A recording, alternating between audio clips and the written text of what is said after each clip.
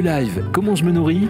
Une émission présentée par Alice Van Hoy, naturopathe et spécialiste alimentation vivante, végétale et gourmande. Bonjour à tous, chers auditeurs de Radio Médecine Douce et bienvenue dans cette nouvelle émission Comment je me nourris.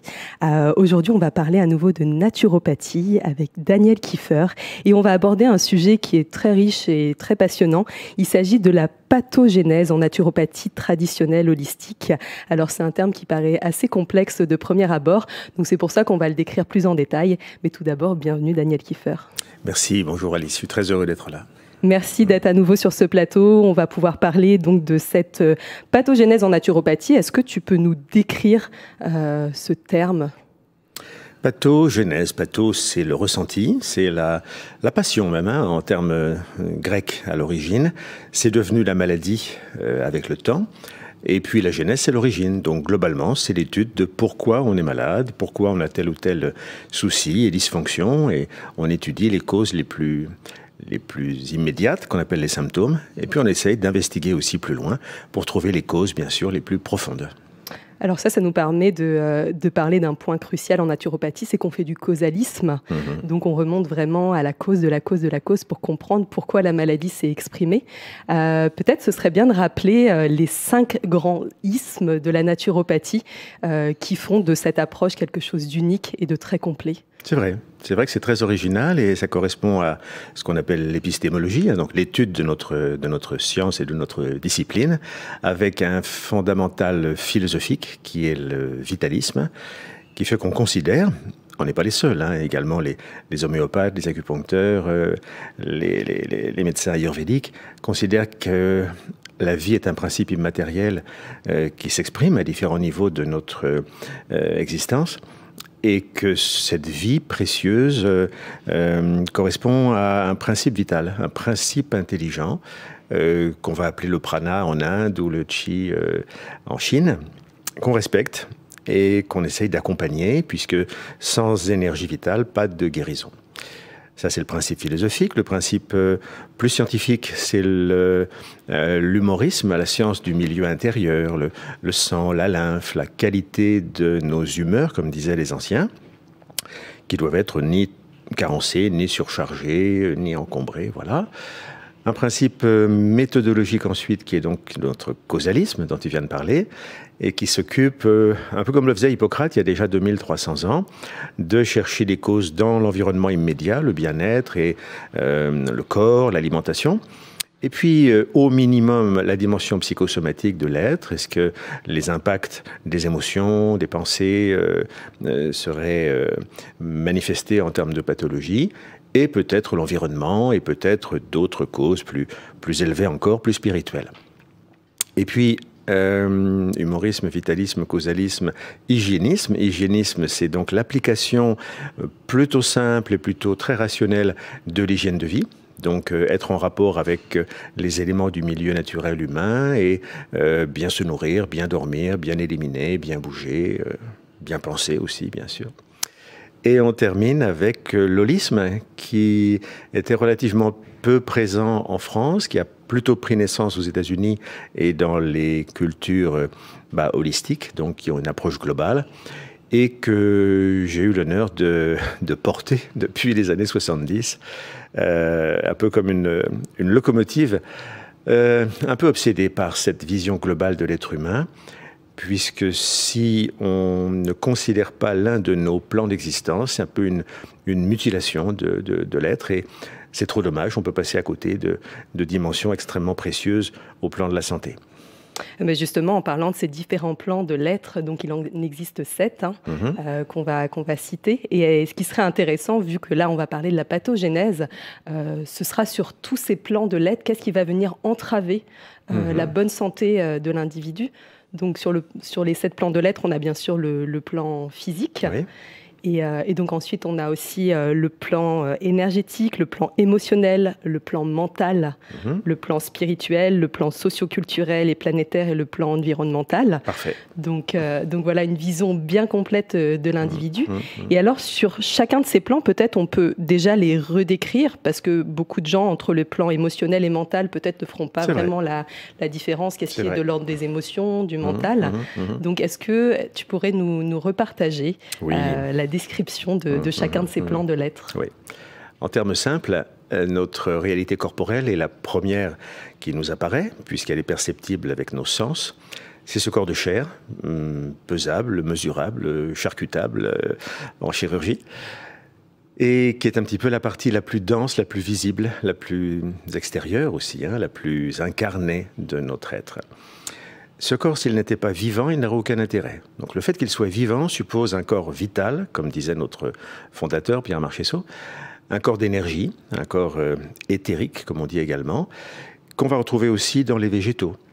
Et c'est l'analogie qui nous fait comparer déjà la réalité d'une pierre ou d'un cristal, qui n'a qu'un plan physique, et le végétal qui, lui, a accueilli une dimension énergétique qui lui permet de multiplier des cellules, qui lui permet d'avoir une sève qui circule.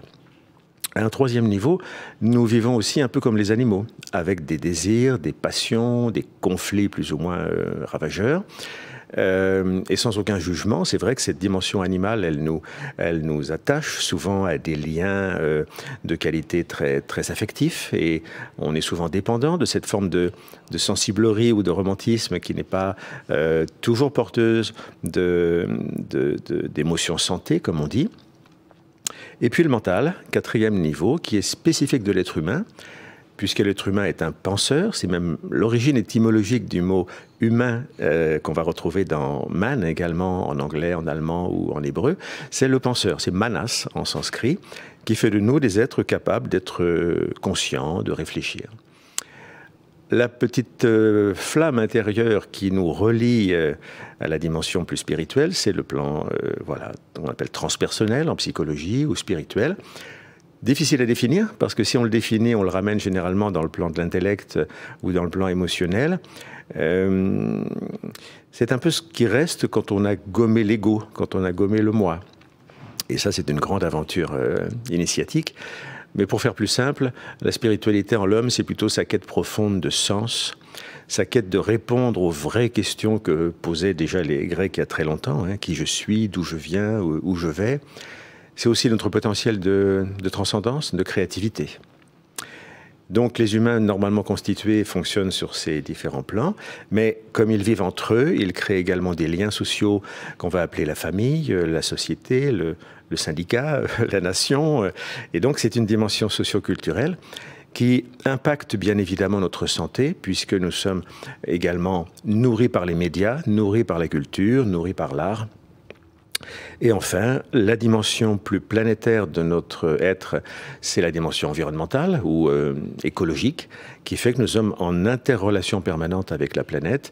Et heureusement, l'idéalisme des écologistes des années 60-70, aujourd'hui, il est devenu une évidence chez tout le monde. Et on voit beaucoup de jeunes, et de très jeunes, qui arrivent sur Terre avec cet élan, cet enthousiasme à vouloir guérir la planète, sauver la planète, parce qu'ils ont cette perception intime que nous sommes profondément liés, et que s'occuper de soi, c'est s'occuper des autres, c'est s'occuper de la planète, et inversement. Donc c'est une belle connexion entre tous ces plans. Et lorsqu'un de ces plans est déréglé, alors est-ce que ça se passe de manière forcément chronologique? Ça se passe d'abord sur le plan physique et ensuite ça vient attaquer le plan énergétique, le plan émotionnel, ou est-ce qu'on peut être très bien sur le plan physique et avoir le plan, par exemple, mental complètement bouleversé? On peut avoir des perturbations à différents niveaux et apparemment ne percevoir que cette perturbation sur un plan. Mais si on est patient, tout est dynamique et la perturbation ne va pas rester sur ce plan. On parle soit de psychosomatique quand les informations descendent, et on connaît tous l'impact de la peur, l'impact d'un conflit, d'un deuil mal réglé, d'un harcèlement professionnel, qui vont générer peu à peu des dérèglements énergétiques et peut-être un ulcère d'estomac, une colopathie ou des maladies graves. Mais on connaît aussi la notion somato-psychique en naturopathie, qui est l'impact du soma, le soma c'est le corps, sur les plans plus subtils. L'évidence, c'est que si je prends 3 cafés, je ne pense plus de la même façon, je ne gère plus mes émotions de la même façon. Il y a un impact très biochimique des drogues, des aliments, des pollutions aussi, des métaux lourds, sur la vie énergétique, sur les émotions, sur le mental. Et en naturopathie, le grand art face à un client, c'est d'enquêter pour déterminer où est la cause causale, la cause première, et pas seulement zoomer sur les symptômes.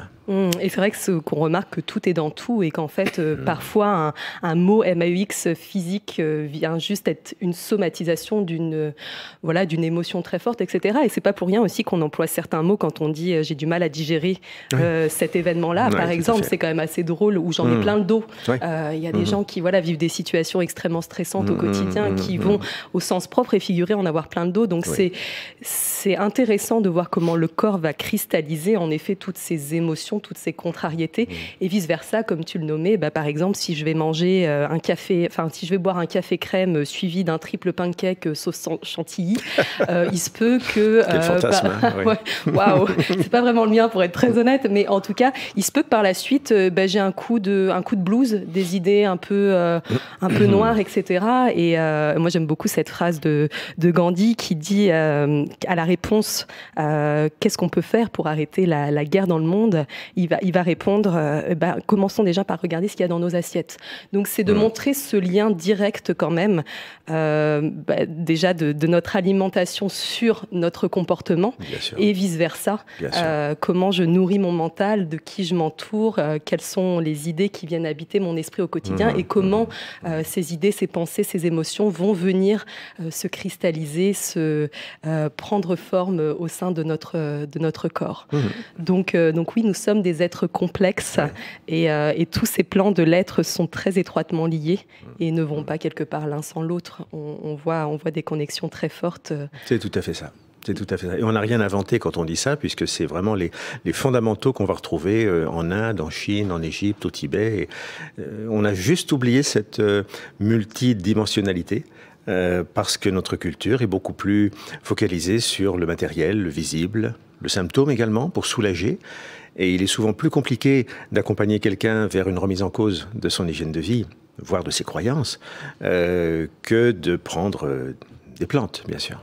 Complètement, mais c'est là que cette vision holistique est très intéressante et enrichissante parce que ça nous ramène tout de suite à ce principe de causalisme. En effet, quelqu'un qui vient nous voir, par exemple, pour une problématique de migraine récurrente, alors l'antisymptomatique voudrait que on essaye tout de suite d'effacer la migraine en se disant, bon, c'est très problématique d'avoir mal au crâne, comment on pourrait faire disparaître cette migraine, alors qu'en fait, en naturopathie, on va vraiment aller creuser et revenir à la cause de la cause de la cause, comme le disait Hippocrate, pour être un bon médecin, revient à la cause de la cause de la cause et soigne-la. Et parfois, on peut se rendre compte que ces maux de tête sont soit liés à une problématique physique qui peut être une congestion hépatique, mais aussi parce qu'on en a plein la tête de tout ce qu'on entend. Et donc, que le corps se met quelque part en action réflexe pour essayer de bloquer toutes ces informations qui nous enquiquinent et qui nous font mal au crâne.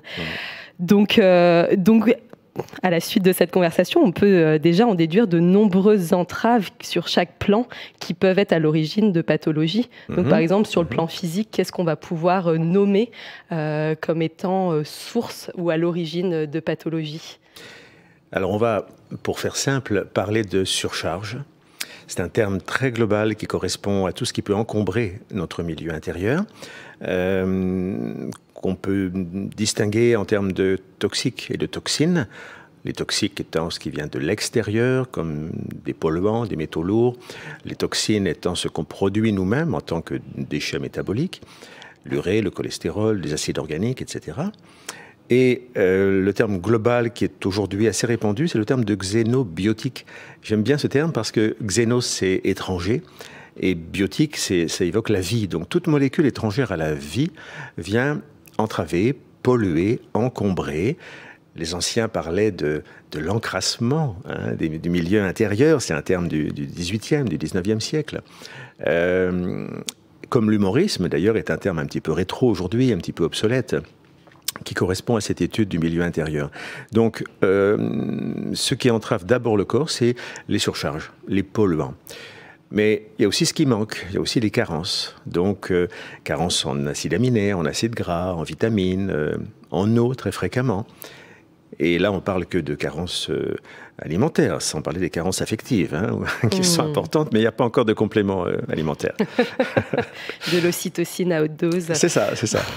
Les surcharges, les carences, et puis la fluidité de ce milieu intérieur, c'est-à-dire la bonne circulation du sang, de la lymphe, des liquides interstitiels, parce que l'intérêt, c'est toujours extrêmement simple, c'est d'apporter aux cellules tout ce dont elles ont besoin, donc de l'oxygène, des nutriments. Et s'il y a des entraves mécaniques à cette bonne circulation, elles ne sont pas correctement nourries, elles ne sont pas correctement drainées non plus. Donc au plan physique, c'est vraiment le plus prioritaire pour nous en termes de terrain.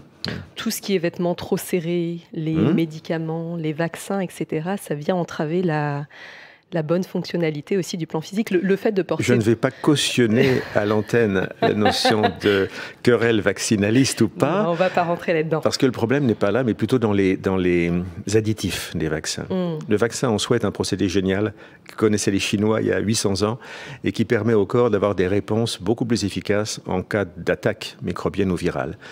Maintenant, quand on trouve des squalènes ou des aluminiums dans les vaccins, là, on est vraiment dans une situation de surcharge particulièrement dangereuse. Oui, tous les additifs en termes de métaux lourds, etc., qui sont vraiment problématiques et qui vont entraver la bonne circulation, aussi le bon fonctionnement des organes et la bonne circulation des humeurs. C'est ça. Et la sédentarité aussi, qui va créer une viscosité, un épaississement quelque part, une stase aussi de toutes ces humeurs, et donc qui peut entraver... On dit globalement que le sang qui part du cœur met à peu près 1 minute pour revenir à l'état de repos, mais quelqu'un qui sort d'un, on ne parle pas d'un marathon, mais ne serait-ce qu'un petit 400 mètres tranquille, on n'est plus sur 1 minute, on est déjà sur 30 secondes. Donc l'activité vraiment va optimiser les échanges métaboliques, biologiques, et la nutrition et le drainage de nos cellules. Or, en 3 générations, on a calculé que le Français moyen avait perdu jusqu'à 80% de son activité physique quotidienne. Si on compare à nos arrière-grands-parents qui avaient une vie beaucoup plus proche de la nature aussi et du travail physique, il est évident que là, la sédentarité a des impacts terribles au niveau de la posture, au niveau des nuisances aussi maintenant liées aux écrans aussi. Et la malbouffe, parce que quand on est en situation de stress lié à la sédentarité, parce que la sédentarité est un stress, mine de rien, eh bien, on attaque forcément, on perturbe aussi le comportement alimentaire, la relation aux saveurs, la relation aux autres. C'est un des nœuds les plus difficiles à dénouer aujourd'hui en clientèle. La sédentarité. Et sur le plan énergétique, alors, qu'est-ce qui pourrait venir entraver Deuxième étage. Donc voilà, c'est le plan de la vie en nous, la circulation de l'énergie dans ce que les Chinois appellent les méridiens d'acupuncture, par exemple, ou dans les chakras en médecine ayurvédique. Là, on est vraiment sur à la fois des carences d'énergie, des carences de champ, comme on dit aujourd'hui, pour plusieurs raisons. Déjà parce que la planète elle-même est infiniment plus dévitalisée qu'il y a quelques 6000 ans. On a calculé qu'il y a 6000 ans, le champ magnétique terrestre était de l'ordre de 4 Gauss, c'est la mesure du magnétisme. Aujourd'hui, on est à 0,5. Donc la planète est vraiment malade en termes d'énergie. La NASA avait publié un rapport il y a quelques années montrant qu'en 2800, on serait à 0 et que la vie serait impossible sur Terre. Bon, c'est un problème assez compliqué qui fait penser à la bascule des pôles. On ne va pas dramatiser aujourd'hui et pousser les gens à des suicides collectifs. Parce qu'il y a toujours des solutions, encore une fois, et on a passé des millions d'années à nous adapter, donc on va sûrement s'adapter. Donc, carence de champ qui fait qu'on se dévitalise. Carence aussi parce qu'on est de moins en moins en contact avec les sources d'énergie. Nous sommes des êtres solaires, on a besoin d'ensoleillement. C'est notre source de vie qu'il ne faut pas diaboliser. Il faut juste éviter les coups de soleil. On va se faire cramer passivement au soleil de midi, mais le soleil est notre ami. Et puis les arbres, le contact avec les végétaux, le contact avec les animaux à sang chaud, le contact avec la terre, réapprendre à marcher pieds nus dans la rosée, dans la pluie d'orage. On prend de l'énergie avec tout cela. On en prend dans les aliments crus et germés également. C'est du prana, c'est du chi. Et puis, à part les carences, arrivent des surcharges nouvelles que ne connaissaient pas Hippocrate ni les anciens, qui sont toutes les nuisances électromagnétiques, qui fait qu'aujourd'hui, on commence à considérer avec sérieux les pathologies de type allergie ou intolérance aux champs perturbateurs. Des gens extrêmement sensibles perdent leur santé sans comprendre pourquoi souvent, et surtout sans réponse médicale habituelle. À part, je crois, le professeur Bellepomme qui a une unité expérimentale à Paris sur les maladies liées à l'environnement. Il est d'ailleurs très persécuté, le pauvre, à ce sujet-là. Eh bien, on n'a pas beaucoup de réponses. Et tout ce qui est donc téléphone portable, G4, G5 bien sûr bientôt, antenne relais, l'usage de quasiment tous les appareils électroménagers sont générateurs de champs également. Ça va des montres à quartz au radar. Et là, le corps est face à une pollution qu'il ne connaissait pas.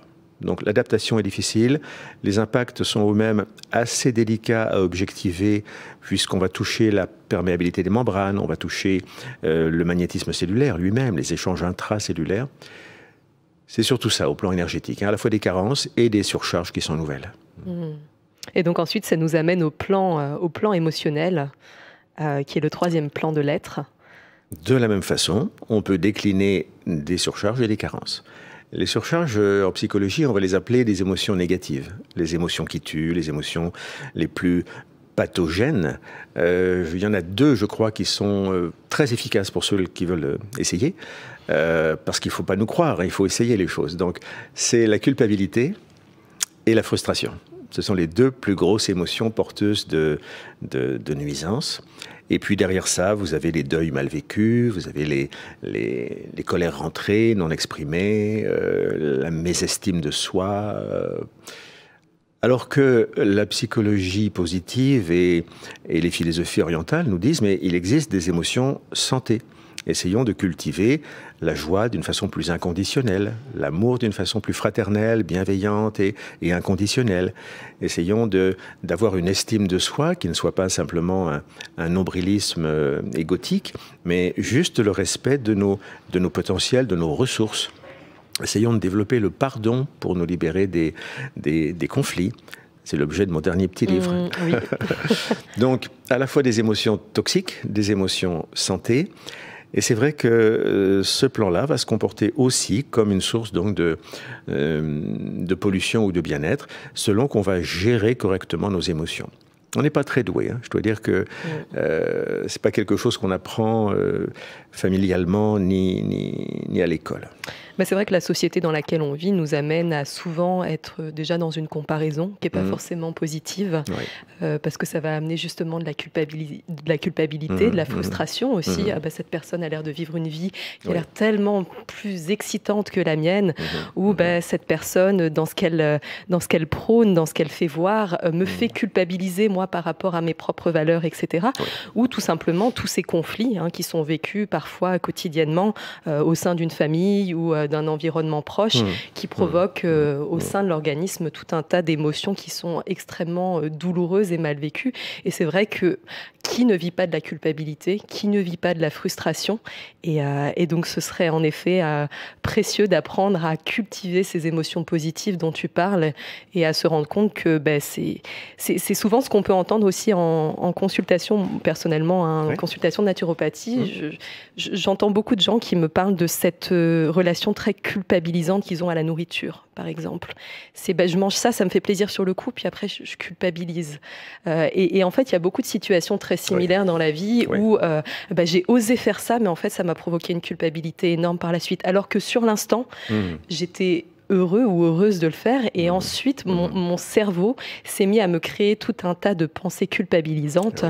Et donc souvent dans ces cas-là, moi je dis si vous avez envie de manger cette crème chocolatée, si vous avez envie de faire cette chose-là et que vous êtes aligné avec ce désir et que sur le moment ça vous procure de l'extase, de la joie, du plaisir, autant le vivre pleinement et pas se donner une fessée par la suite en disant je n'aurais pas dû faire ça. C'est très culturel. Mais complètement. Très très culturel. Il y a des sociétés où on fonctionne complètement différemment. Il y a à la fois l'empreinte chez nous d'un passif judéo-chrétien mal vécu, en quelque sorte. Et puis, on peut aussi quand même montrer du doigt l'impact délétère des médias qui sont, en particulier, je pense aux romans photos, hein, et à tous les films, à toutes les séries qui ne cultivent que les émotions passionnelles, le drame, le deuil, la jalousie, la possessivité, l'abandon, la culpabilité. Et on baigne dans cet océan d'énergie émotionnelle qui est une nourriture. Et il est difficile de sortir de ce champ. On y passe des années en psychanalyse. J'aurais plutôt tendance à dire il vaut mieux apprendre à aimer, apprendre à s'autoriser des émotions différentes avec une prise de recul, plutôt que de combattre les émotions.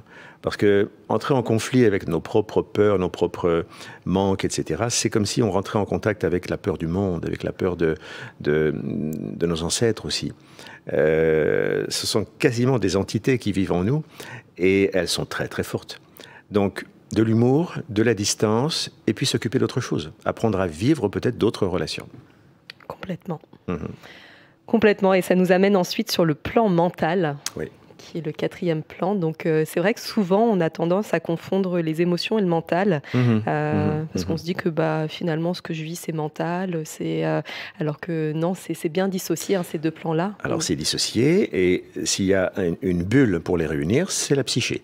Donc psychologiquement, on a deux grands secteurs d'activité. Le secteur émotionnel, qui nous touche plutôt au niveau du plexus solaire, et nos mémoires animales, la cave de Freud est là, et notre univers intellectuel, qui est plutôt au centre du front, et qui nous amène à prendre la distance que j'évoquais il y a 2 minutes. Le mental est probablement le plus bel outil qu'ait construit l'humanité en quelques millions d'années. Et il n'est pas question non plus de tirer sur lui comme un ennemi ou de vouloir le faire taire, comme on le dit parfois dans des mauvaises traductions de textes yogi notamment. Hein. Il s'agit plutôt de comprendre que le patron, il est quand même dans la tête. Le libre arbitre est un cadeau extraordinaire qu'on nous a fait.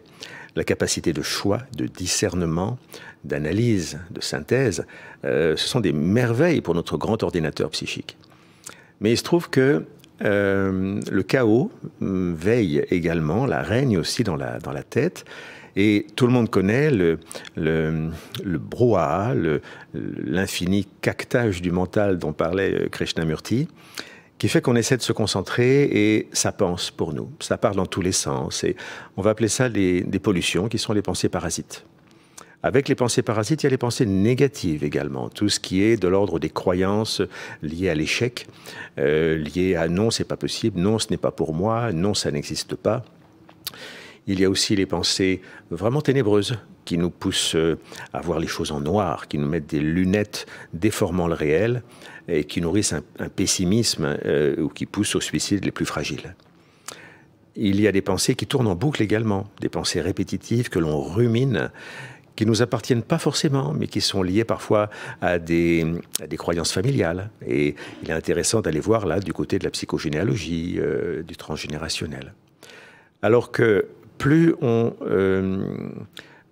s'approche de techniques comme la relaxation, c'est le tout début, puis la méditation, les pensées positives, la psychologie positive, eh bien on apprend d'abord à mettre de l'ordre dans le mental, on apprend à penser plus positivement, on accueille des pensées peut-être plus lumineuses aussi, on s'approche de quelque chose de plus sage, et c'est l'objectif aussi de toutes les démarches spirituelles. C'est le lien avec le plan numéro 5, 6 Oui, là on va passer au plan 5. Numéro 5. C'est ça.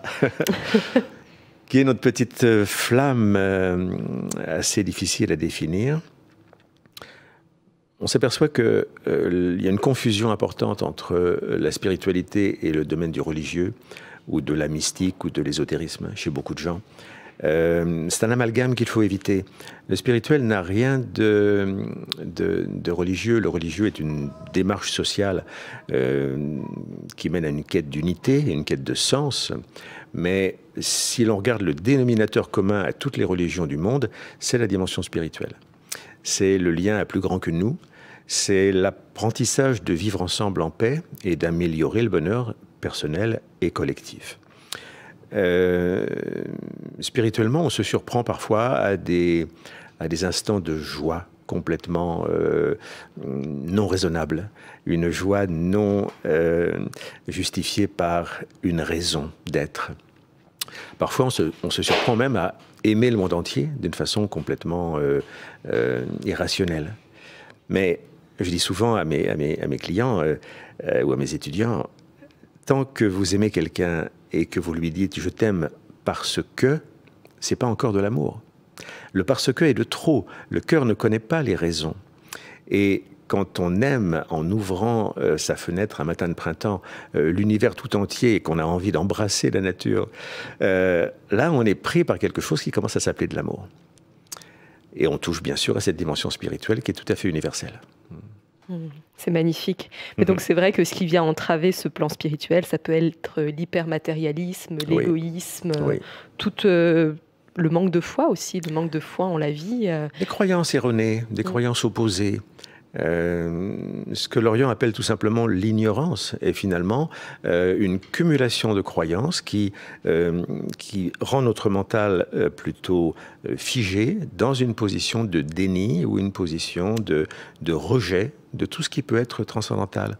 Et c'est trop dommage, c'est comme si on passait sa vie à ne travailler et souffrir que autour des trous de notre fromage, les trous de l'emmental, et qu'on oublie que l'important, c'est quand même le plein du fromage. Donc, regardons nos ressources, regardons nos potentiels, prenons soin du plein du fromage. Ah ben ça, c'est... Alors là, s'il y a bien quelque chose à retenir aujourd'hui, c'est le plein du fromage. Voilà. Très bien. Et donc, bio, bien sûr, bio. Bio, oui, de l'emmental bio. Oui.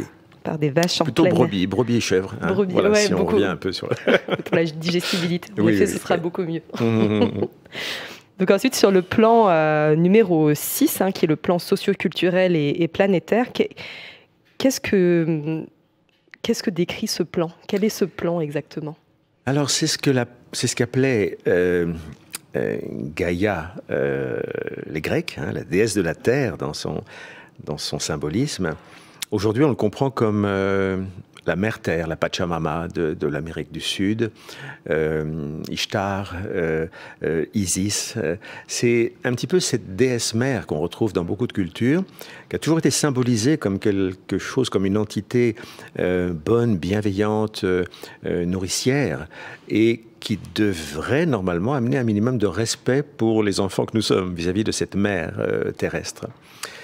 Dans les premiers débuts, au tout début de l'écologie, on est dans les années 60, 70, avec l'arrivée de la contre-culture américaine en France, et on ose à peine dire la Terre est un être vivant. Il y a Lovecraft, il y a Peter Russell qui écrivent là-dessus, et ils ont l'audace, dès les années 60, de dire la Terre non seulement est un être vivant, mais regardez, elle a des émonctoires, elle élimine des déchets, là elle est en carence, là elle est blessée, là il faut prendre soin d'elle. Alors bien sûr, ils se font un peu ridiculiser. Et aujourd'hui, c'est quelque chose qui devient un peu plus évident, parce qu'on a beaucoup joué avec le feu, on a fait beaucoup d'erreurs, on commence à être à la limite d'un processus d'irréversibilité, quand on pense au déséquilibre climatique, à la couche d'ozone, aux pollutions. La Terre va pas bien du tout, et je crois qu'il faut garder cette analogie toute simple que perçoivent bien les enfants, quoi. Comment prendre soin de cette mère qui me nourrit, comment arrêter de l'exploiter, comment devenir partenaire aussi de son homéostasie, de ses capacités d'autorégulation. La biologie est prodigieusement intelligente, mais on a intérêt à s'aligner sur cette vie et arrêter de ne penser qu'à un profit immédiat, à une consommation de la terre comme on consomme tout et n'importe quoi. Donc tous les conflits de génération aussi, toutes ces choses-là viennent entraver ce plan. Oui, un manque de conscience, un matérialisme qui voit les choses à très court terme et qui ne prend pas conscience que des impacts de l'héritage que nous laissons à nos enfants et à nos petits-enfants. Oui. Et ensuite, il y a le plan environnemental qui vient un petit peu aussi rejoindre... On s'est mal compris, c'est de celui-là dont je parlais. Ah, d'accord, ok. C'est de celui-là dont je parlais, c'est le plan écologique. Oui. D'accord, parce qu'il je n'y me a disais pas vraiment d'ordre. Hein. Oui. Donc les deux sont très... Il y a le plan socio-culturel et le plan environnemental. C'est ça. Donc le plan socioculturel. C'est plus, il est plus simple à comprendre, je crois, pour une démarche intellectuelle. C'est ce que Jung appelait l'inconscient collectif. Donc c'est cette espèce de bulle psychique qui entourerait la planète. C'est assez imagé. Mais vous savez, on parle de la ionosphère, de la stratosphère, de l'atmosphère. On pourrait très bien parler de la psychosphère. C'est un terme qu'avait employé Teilhard de Chardin, d'ailleurs, un mystique, philosophe chrétien intéressant. Et ça donne une image assez juste de cette bulle psychique dans laquelle nous vivons et qui possède un peu toutes les mémoires, la grande bibliothèque de notre culture, tout ce qu'on a pu accumuler en termes de dimension artistique également, et tout ce qui continue à être véhiculé par les médias. Donc notre santé dépend largement de ce que nous recevons par les médias, de ce que nous recevons peut-être aussi par l'art, hein, par l'éducation, et c'est cette dimension qui nous échappe souvent et qui demande beaucoup de discernement pour se distancier du négatif de ce plan et collaborer d'une façon plus positive à ce plan.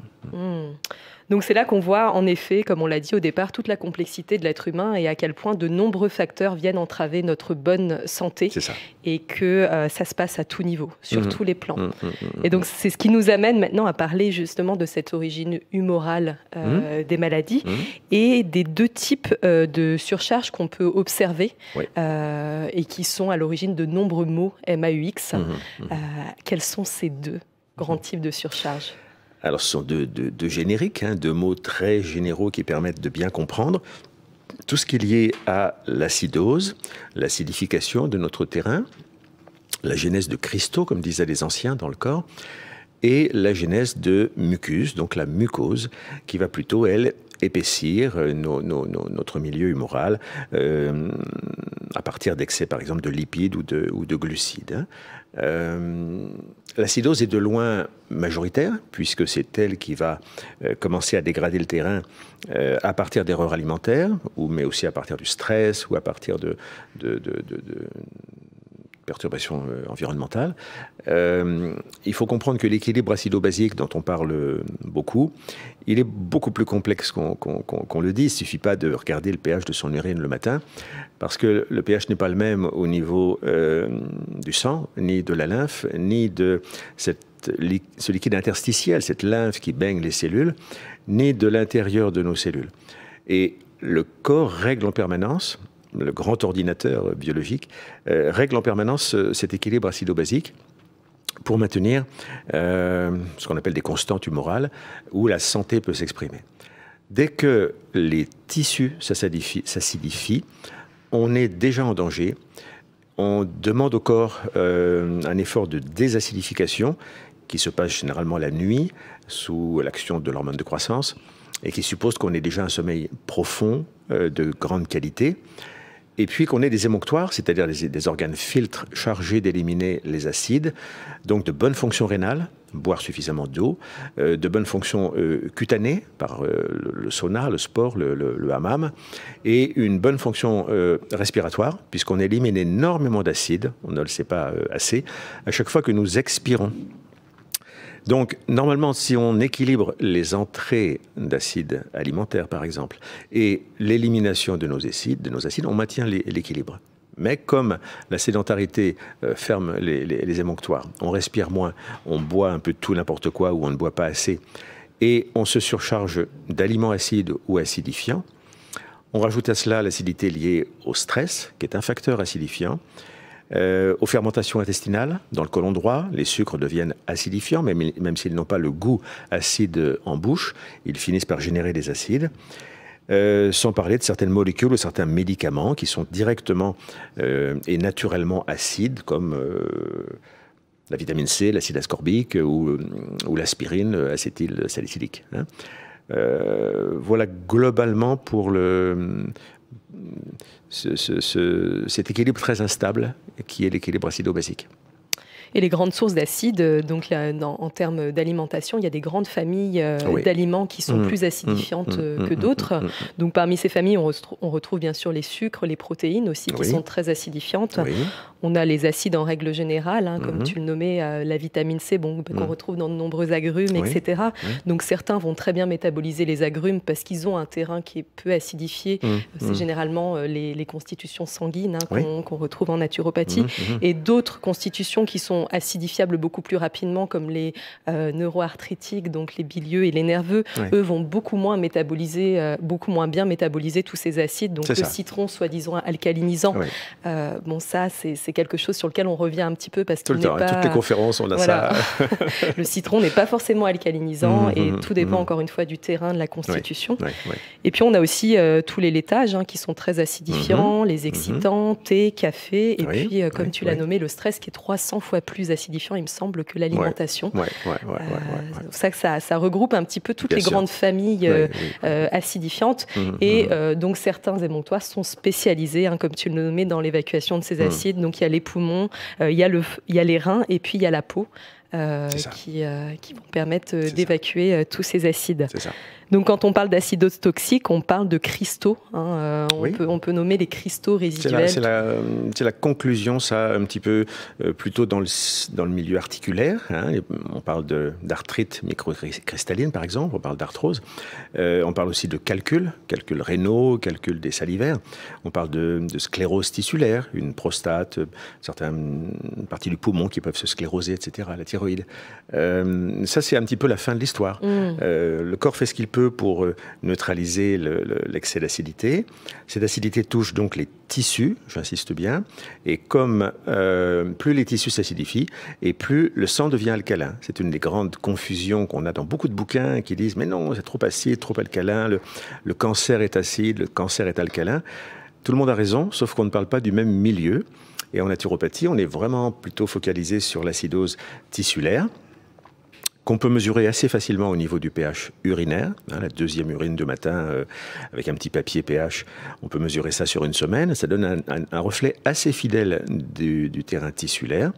Alors que si la santé se dégrade, d'année en année, on va avoir un sang beaucoup plus alcalin, ce qui sera favorable au développement des cellules tumorales. Et c'est vrai que, donc, comme tu le décris, alors en naturopathie, on utilise deux termes qui sont assez drôle. Il y a la centrifuge et centripète. Donc en fait, c'est l'évolution au fil du temps de cette surcharge, soit acidique, soit on va voir l'autre forme de surcharge qui existe. Donc c'est vrai qu'au fil du temps, si cette surcharge acide, si cette acidité tissulaire évolue et s'aggrave, on voit apparaître toutes sortes de pathologies et ça va aller crescendo généralement. Et c'est proportionnel souvent à la force vitale, donc à l'énergie dont dispose la personne. Et on voit très bien chez les enfants ou des ados qui ont une belle énergie, une expression plus centrifuge, comme tu dis, c'est-à-dire plus liée à des dermatoses, l'eczéma sec, les prurites, les rougeurs, les inflammations. Ça, c'est la première expression de l'acidité. Et puis plus on avance en âge souvent, et plus on perd un peu de cette belle énergie, on a moins la capacité de l'exprimer d'une façon périphérique, et on commence à toucher plutôt les muqueuses.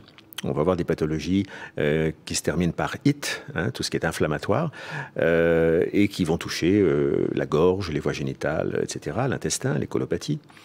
Et puis, beaucoup plus tard, plus la vitalité diminue, la pathologie devient plus centripète. On utilise ce terme également en homéopathie. Ça veut dire que les cellules sont affectées sur un mode plutôt tumoral. On enkyste, on développe des fibromes, des tumeurs, des pathologies qui affectent aussi les systèmes qui normalement sont longuement protégés, comme le système cardiovasculaire ou le système nerveux. Donc on peut voir des calcifications, des calculs rénaux aussi qui apparaissent. Tout ça, c'est les cristaux aussi, c'est l'acidose. Toutes les inflammations.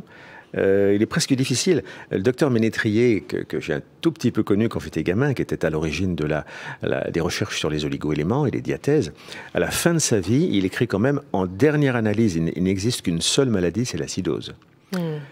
Hippocrate, à l'époque, disait l'affection la plus dangereuse des humeurs, c'est l'acidité. Donc, on n'a pas pu évoluer à ce niveau, quoi. On comprend mieux le phénomène, mais il reste il reste vraiment causaliste, il est vraiment au cœur de nos problèmes.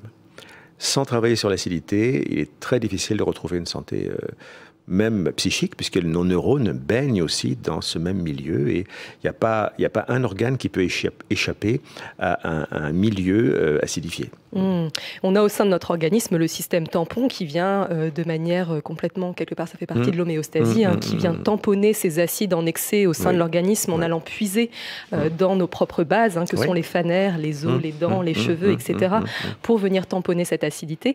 Mais c'est vrai que ce système tampon va créer en soi des sels, des calculs, c'est une réaction chimique qui fait que le tampon des bases et des acides vont donner des sels plus de l'eau. Donc c'est vrai qu'au bout d'un moment, en tant qu'être humain, on peut observer physiquement déjà, si on perd nos cheveux, si on a les ongles qui sont un petit peu striés ou cassants, tout ça c'est déjà des signes d'acidification. Ce sont même des signes assez avancés, parce que pour que le corps sacrifie ses réserves alcalines des phanères, il faut qu'il ait déjà été dépassé dans ses capacités d'adaptation pendant très longtemps. Le premier facteur tampon, c'est déjà les bicarbonates que nous libérons au plan digestif. Si les bicarbonates ne sont pas assez compétents, il y a des complexes protéinates qui sont déjà encore plus pointus, mais il y a tout de suite la ventilation pulmonaire.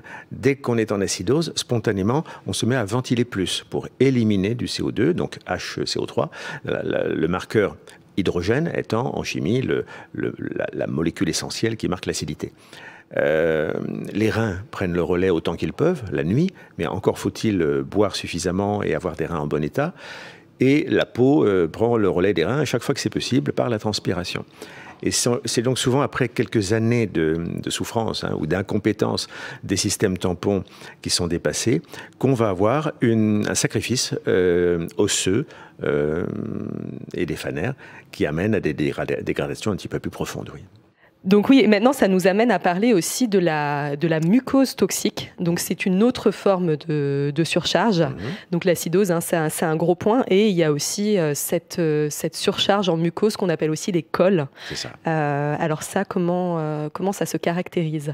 Alors les cols dont parlait Marchesso, c'est un terme qui est intéressant au niveau du grand public, bien sûr, mais c'est scientifiquement très limite. Aujourd'hui, on sait que les mucus sont soit naturels et font un film protecteur au niveau intestinal, au niveau respiratoire, au niveau vaginal. C'est tout à fait naturel, mais il se trouve que le corps convertit les excès de sucre et les excès de graisse en mucus. La première expression facile à expérimenter, c'est par exemple de se faire une soirée chargée en fromage ou en crème fraîche. On est quasiment certain le lendemain matin d'avoir 1, la langue chargée, 2, le nez qui coule, 3, des petites sécrétions colorées au coin de l'œil, peut-être des pertes vaginales chez les femmes, peut-être un petit bouton blanc qui apparaît au coin de la bouche.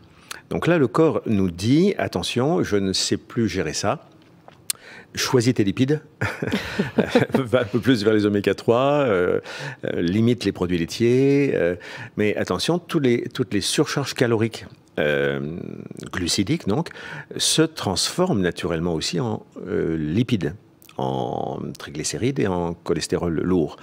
Donc on voit très facilement cet épaississement du sang et de la lymphe, qu'on appelle l'hémolymphogliase, qui va s'exprimer au niveau pulmonaire par des crachats et par toutes les pathologies quasiment d'expression à mucus, oui.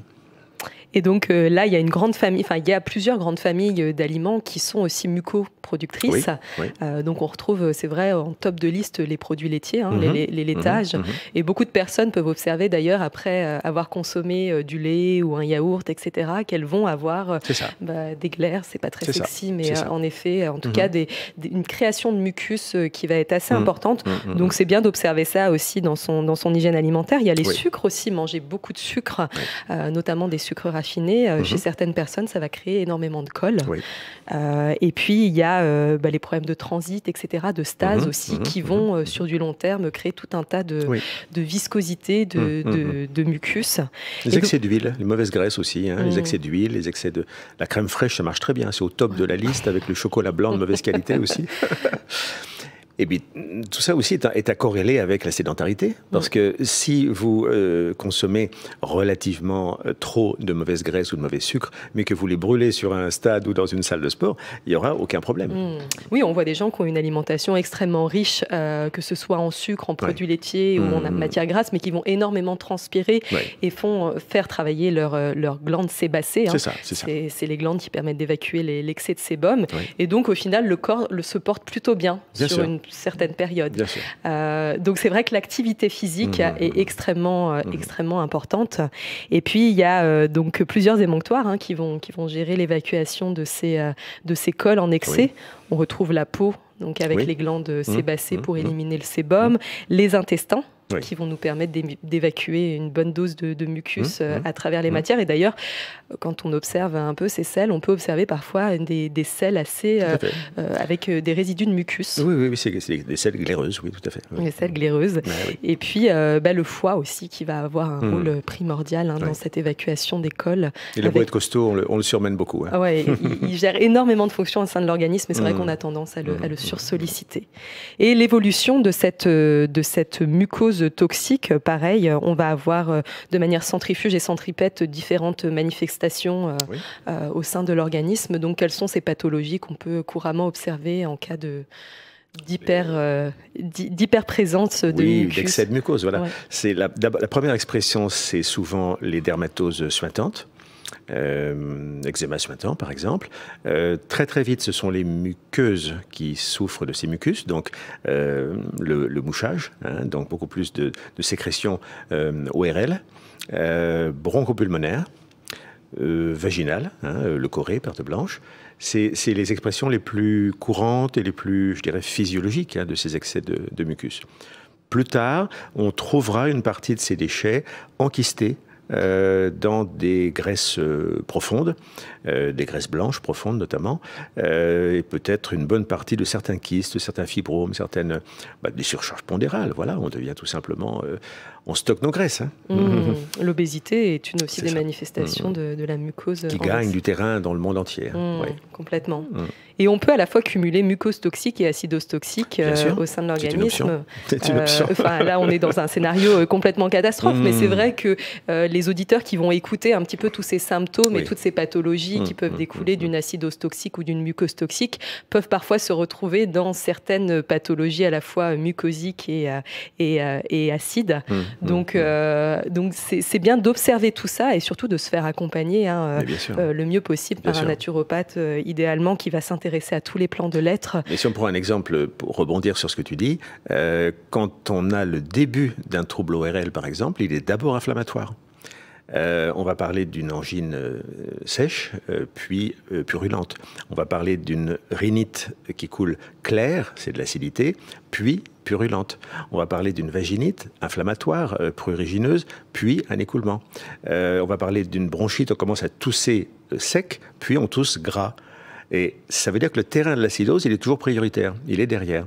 Et que mucose-acidose, même combat. De toute façon, il faut réformer l'alimentation et l'hygiène de vie. Oui, et s'intéresser vraiment à l'équilibre sur tous les plans de notre être. Est-ce qu'il y a un livre, un ouvrage que tu as écrit à ce sujet, Daniel, où on peut retrouver toutes ces informations à la fois sur les différents plans de l'être, mais aussi les sources d'acidose, de mucose, etc. Il y a 2 petits livres pas chers du tout qui sont sortis chez Jouvence il y a quelques mois. L'un s'appelle La détox holistique, donc sur les différents plans dont on vient de parler, et l'autre qui s'appelle simplement Acidose et mucose toxique. Super. Donc tout est là. Et ben voilà de la belle lecture si toutefois vous avez envie de creuser le sujet encore plus. En tout cas, merci beaucoup Daniel d'avoir pris le temps de nous expliquer tout ça en détail et d'avoir mis de la clarté sur ce grand terme qui est la pathogénèse en naturopathie holistique. Et puis on se retrouve tout bientôt pour de nouvelles émissions autour de la naturopathie. Avec joie, prenez tous bien soin de vous. Merci beaucoup Daniel, à très bientôt. Merci. Au revoir. E-Live, comment je me nourris ? Une émission présentée par Alice Van Hoy, naturopathe et spécialiste alimentation vivante, végétale et gourmande.